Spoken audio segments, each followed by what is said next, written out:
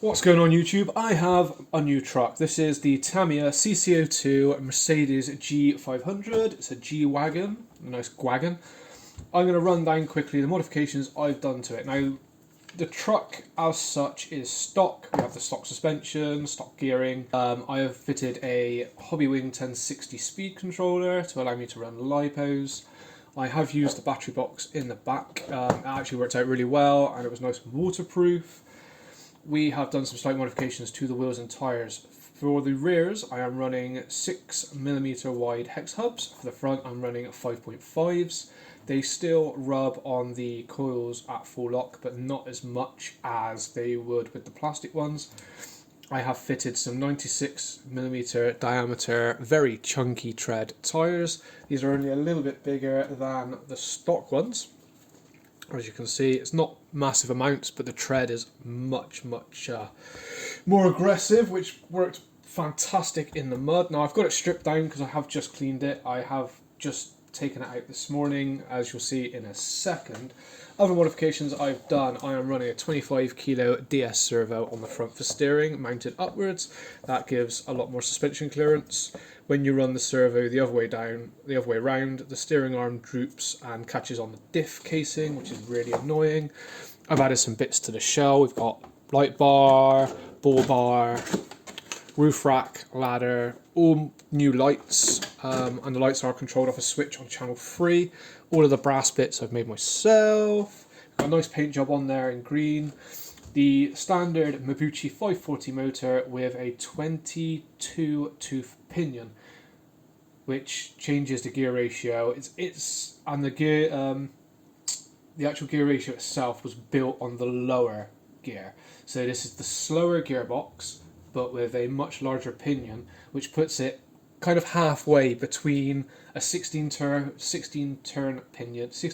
pinion on the fast gearbox and the 16 tooth pinion on the slow gearbox. So I built it on the slow and I've geared it up a lot. It is quite quick, as you'll see from the video. It's surprisingly quick. It is 3S capable, however I've yet to try it on 3S. Bad points I've seen so far are not many. I have left the front diff unlocked and locked the rear, which enhances performance and gives me a really tight steering angle. Also allows for the back end to step out, but it will flip if you give it too much. Magnetic body posts on the back. I've found that running Velcro or magnets on the back help. That if you have a shunt, it just flips the body shell up and causes less damage to the shell. It takes all that impact away. The front body mounts don't really do much. Another little thing I've done is I've got a piece of 1mm wire and I've just put the body pins together so that it's a lot harder to lose them. It looks a bit tighter on the front. It's the same wire I've used for limb risers, and I've used linkage stops up here to hold the wire in, just a little Allen key. So this is the truck. It's pretty good. Now let's get on to the footage of it blasting around my local trails.